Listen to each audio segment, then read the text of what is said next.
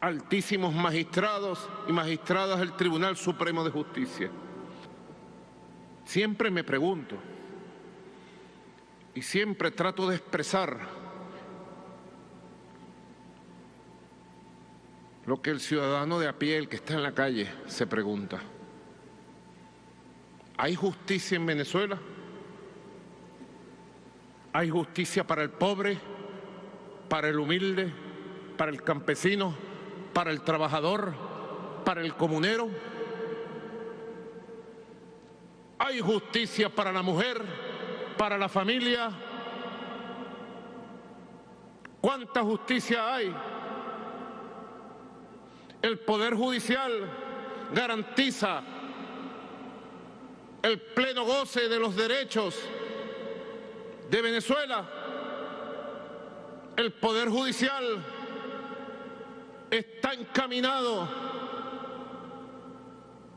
e imparte justicia para todos y para todas. Siempre tiene que ser una pregunta que nos hagamos.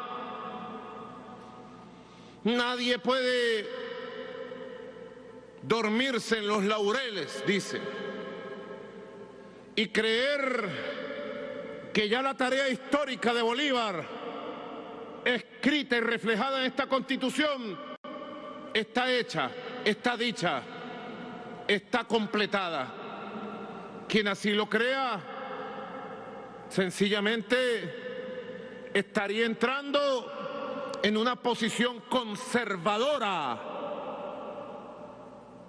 y le estaría haciendo un flaco servicio a las tareas revolucionarias de construcción de una justicia verdaderamente efectiva y popular que necesita el pueblo de Venezuela. Clarito, el presidente Nicolás Maduro se hace una pregunta. Vamos a responderla aquí con un sí y un no en este programa, ¿verdad? Vamos a decir las 3 palabras clave de un interrogatorio. Sí, no, no sé. Pero bueno, aquí tenemos que, estamos, ¿verdad?, en una etapa de autocrítica, ¿verdad? Estamos en esto, las 3R.net significan eso: resistencia, renacer todo lo que se tenga que renacer, sobre todo nuestros principios, nuestros valores, y revolucionar todo lo que se tenga que revolucionar, es decir, cambiar todo lo que se tenga que cambiar. ¿Para qué? Para materializar nuestras ideas que están aquí contenidas, ¿no? ¿Hay justicia para todos igual? Una pregunta que hace el presidente de la República, y la respuesta es no. No. El que diga lo contrario está mintiendo, no. Entonces se cumple lo que dice el artículo 26. Ahí está nuestra idea, ¿ves? Lo que estamos hablando. Renacer nuestros valores para materializarlo, para que se hagan realidad. El artículo 26 dice que el Estado garantizará una justicia gratuita, accesible, imparcial, idónea, transparente, autónoma, independiente, responsable, equitativa y expedita, sin dilaciones indebidas, sin formalismo o reposiciones inútiles. ¿Se aplica la justicia así actualmente en Venezuela? No, ¿verdad? No. Se ha mejorado, pero tenemos que hacer realidad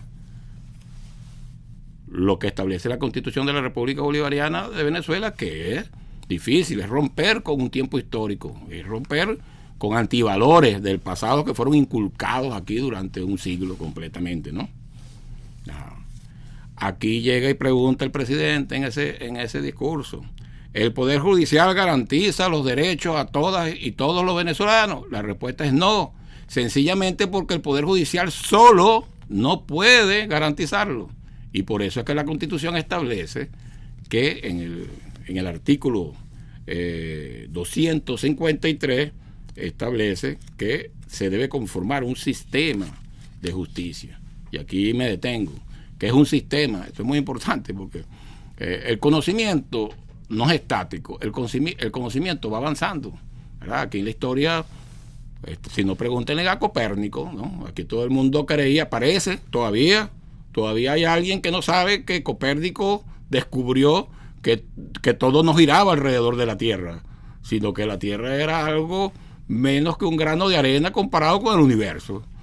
Y entonces, bueno, hay libros que relataban, aquí el único libro que existía, ¿verdad? En aquella época, son otros tiempos, ¿verdad? En la Edad Media era la Biblia, y la Biblia decía que, bueno, que Dios creó la tierra y no creó más nada.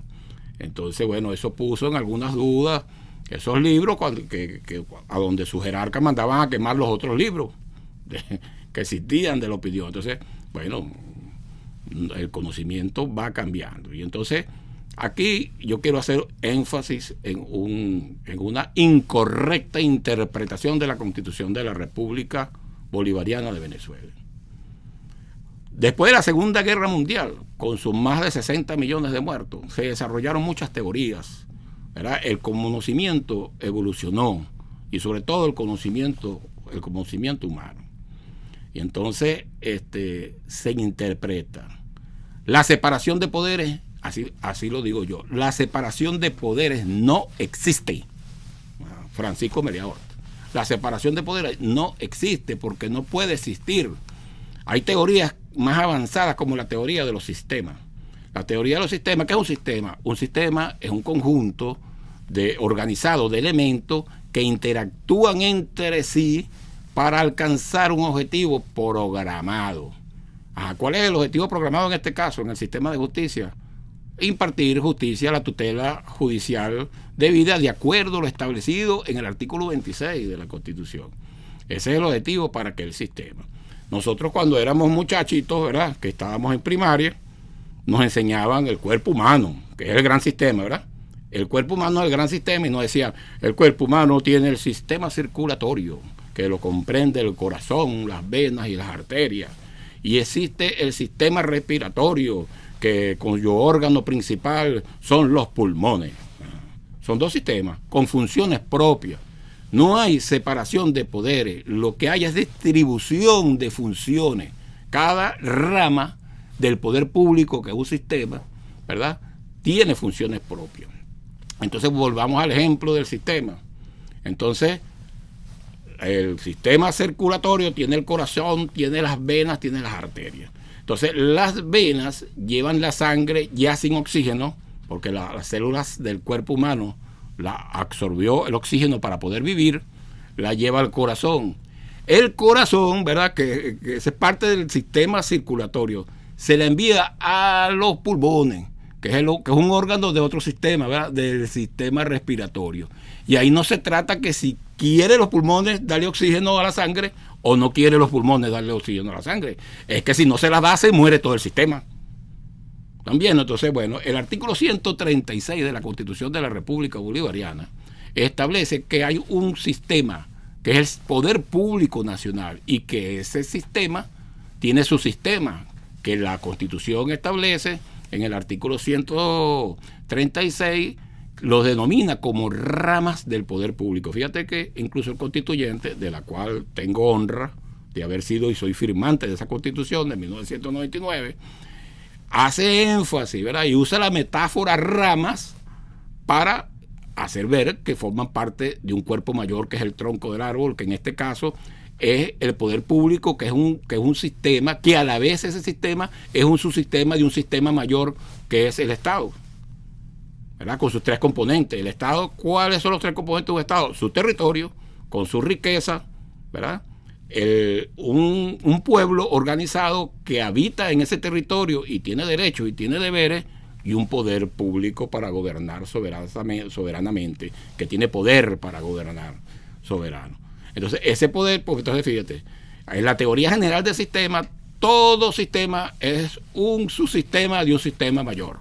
Entonces, tenemos que adaptarnos tenemos que leer, no nos podemos quedar entonces ahí con la batola negra, ¿verdad?, del casto universitario. No, que se va moviendo.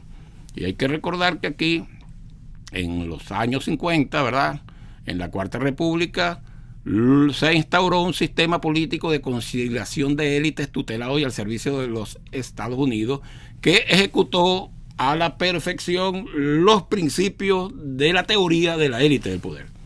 ¿Cuáles son esos tres principios? Wilfredo Pareto Wilfredo Pareto y Gaetano Mosca son los que los que más conocidos en el mundo de esa teoría, que es la teoría que dice que las masas, por ser incultas, sienten la necesidad biológica de ser gobernadas por una élite superior. Esa es la teoría, a donde la élite del poder, que a donde están los Estados Unidos. Esa es la teoría, ese es el sistema que gobierna. Y decía Wilfredo Pareto, decía que las tres actividades que hay que desarrollar para que la élite se circule en el poder es la cooptación, ¿a través de qué? De los sistemas educativos y a través de los medios de comunicación, en la cooptación, ¿verdad? La despolitización de las masas, o sea, que las masas no sepan nada de política. Y la tercera es que a los elementos irreductibles de esa masa, la represión. Entonces, tenemos que estar conscientes, ahí donde está el poder, el mayor poder de todos los que existen en la faz de la tierra, el poder de la conciencia colectiva. Tenemos que estar conscientes que nuestros sistemas educativos no formaron para que nosotros seamos, ¿verdad?, una sociedad servil a los intereses de los Estados Unidos. Eso es el sistema educativo. Y nos falta mucho que cambiar en los sistemas educativos para la descolonización del pensamiento. Es un tema profundo. Y de ahí radica esa concepción, esa mala interpretación de la separación de poderes que no existe. Existe separación de funciones, por ejemplo, funciones propias. Y eso es lo que dice la Constitución. Porque puede decir, no, pero Francisco está diciendo X cosas. No, es que la Constitución dice textualmente, me lo sé de memoria. La Constitución dice, las distintas ramas del poder público tienen sus funciones propias, pero colaboran entre sí para materializar los fines del Estado. ¿Qué quiere decir eso? Que ningún poder, por poderoso que se crea, está por encima de los fines del Estado, porque sería estar en contra de los propios postulados de nuestra Constitución. Entonces, y esa palabra de colaboración es muy suave, o sea, para mí, mi gusto, en la Constitución no es que colaboran entre sí, están obligados a interactuar entre sí para materializar los fines esenciales del Estado. Pero el artículo 253 es más preciso aún todavía, porque dice del Poder Judicial y del sistema de justicia. O sea, hay una orden de la Constitución a crear un sistema de justicia. ¿Y por qué no funciona correctamente la justicia en Venezuela?